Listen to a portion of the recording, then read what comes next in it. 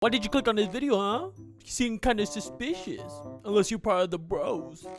I'm joking with you. So, Goddess of Victory Nikke is a gacha game, and the story setting is set in a post-apocalyptic future where humanity has been driven underground by superior mechanical aliens, invader known as the Raptures.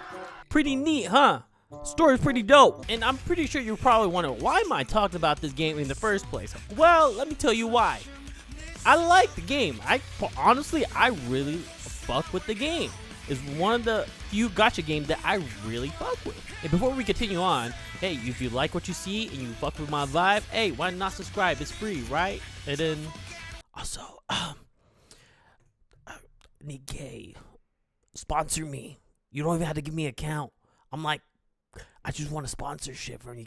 I play a lot of gacha games during my pastime. I played DBZ Legend, Genshin Impact, Star Rails, Arc Knight, Musume Horse Game, and many other things, of course. So one very uneventful day where I was just pretty much bored out of my life. I was like, know what? Let me go on TikTok and scroll up, and whatever gacha game ad pops up, I'm gonna play the game. And guess what? A Goddess of Victory Nikke ad came up, and I was like, fuck, might as well play it, right? Because I already told myself. So before you guys are here to judge me, oh my gosh, you only played the game because of the woman and the other Gruner stuff, like, hey, that's not true. My first impression of the game was fucking super bad. In my head, I was thinking about everybody else. I was like, this is such a super Gruner game. Like, I don't really fuck with this. Why would anybody want to play a game where you just watch chick shoot some enemies or some shit like that, right? I honestly didn't really like it. My impression of the game through TikTok ads was not at its finest. So I boot up the game on my phone, just getting ready to deal with some BS, right? Because I didn't really know what I was getting into, and I didn't really know what the game's going to offer me, right? Compared to all the other games I have ever played. And boom, everything hit the fucking ceiling, right? It went to 0 to 100 real quick. So your transport vehicle gets hit, and there you are trying to wake up, and I guess you're fucking dying, right? Who fucking knows what happened? Your shit just blown up. You're just on the ground, and then there's a Nikke trying to revive you, trying to make sure that you're alive, which is great because you actually stay alive. Because you know why? You're the main character. You got anime plot armor.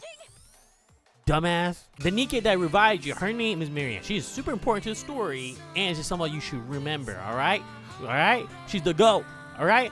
But again, keep her in mind. After you guys get up and clear out the way or decide to go to a different area, you meet with two other Nikke, which is Rappy and Anis. Anis? I could never remember her name. So you start talking to Rappy and Anis, and you learn that their commander has died.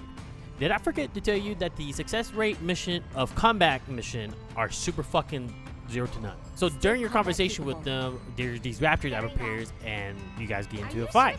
After you guys fight, after the whole battle, the whole shebang, you saw that Marian has an injury. So you, as the commander, decided to put a bandage around her head, which is super fucking weird to a lot of these Nikke, which is fucking sad, right? Like, why is it weird to put a bandage on a Nikke? Yes, she's made a machine, but like, what the fuck? You're treating your comrades. You're treating your person that you're in battle with.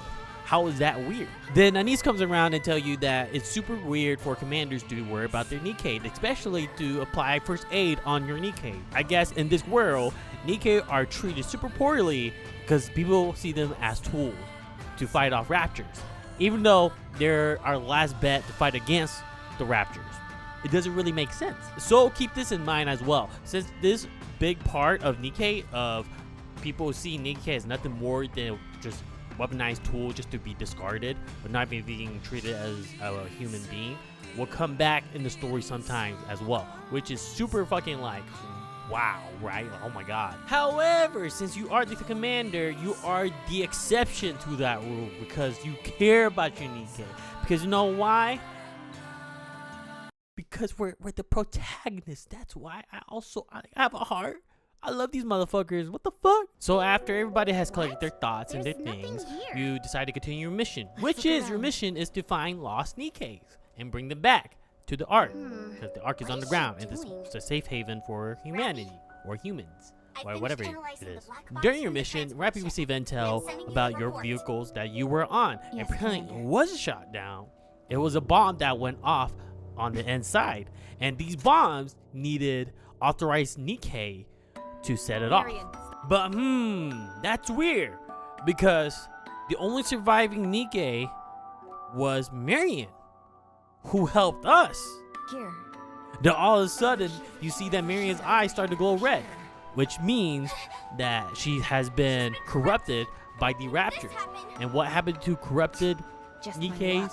They are on the side of the Raptors. And sometimes, in some way, they can become heretics, which are like the stronger version, like Super Saiyan 2 type shit. No, Marian, you were there of my 10-15 minutes.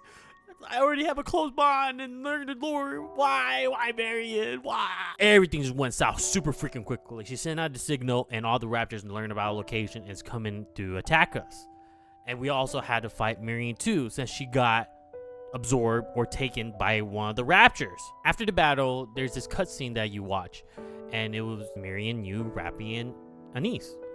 And the protocol for corrupted Nikke is that since the corruption is within their brain, is for the commander to use a specific type of gun to make the Nikke's brain cease to function.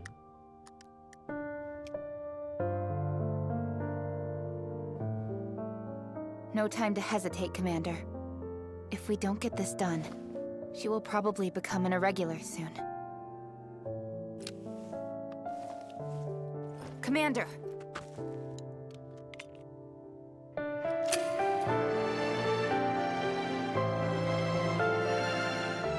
Over here, Commander.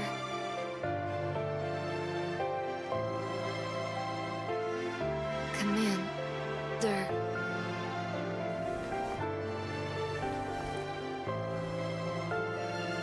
Thank you for your bandage.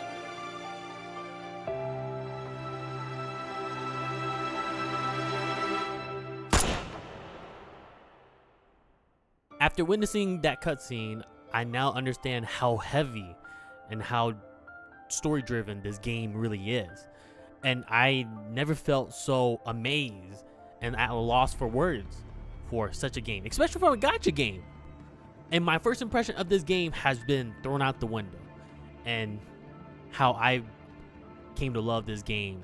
It didn't shy away from the story, nor did it shy away from its character, and how I feel more connected to the characters and to the story as well, wanting to know what's going to happen in the next chapter. The game also provides character lores or character event where you can learn about the characters or learn about the backstory or learn about the event that has happened. I've been playing this game for about 2 years now, and I'm only on chapter 22. And I'm taking my time because I really enjoyed the game and I really enjoyed the story. And let me tell you too, that the character event story is no joke. It's really good, and it shows you a lot of lore that they don't really tell you about in the main story. There's the Cinderella event story that goes about her backstory and how she was also involved in the main story. And then talks about Rappy, because she's the main character, and you learn about her backstory, which is also fucking sad, you know, like it's fucking sad, but I enjoyed it all. There were characters that I despise or I dislike until I played their character event story, and now I came to forgive them or came to love them, even though they're still of a bit of a bitch. So besides the story and everything else, how's the gameplay and how's the gacha system? Well, for me, I'm a free-to-play player, and being a free-to-play player, I got a whole bunch of characters that I never thought I would have, and all the characters that was on the event banner I was able to get just by playing for free. And I think the gacha system are pretty forgiving compared to most gachas. Yes, the game's not for everyone, and yes, the game does appeal to a lot of gooners, and I understand that, but I'm a dude, and I fuck with it, alright? I just fuck with it, alright? Hey, chill. The only negative thing that I have for this game is the leveling up system for your characters. And what do I mean by that is that you gotta have 5 character max level before you can do this thing called the synchro level thingy. I can't fucking remember exactly the name for it. And that means that all the other characters that you don't want to use resource on, you can put them on the system and their level will max out to the max level that you have your other 5 characters. Until you can get it to synchronize and all that fucking shit, right? It's a whole fucking bookworm load or whatever. But beside that, the game itself is good. I fuck with it.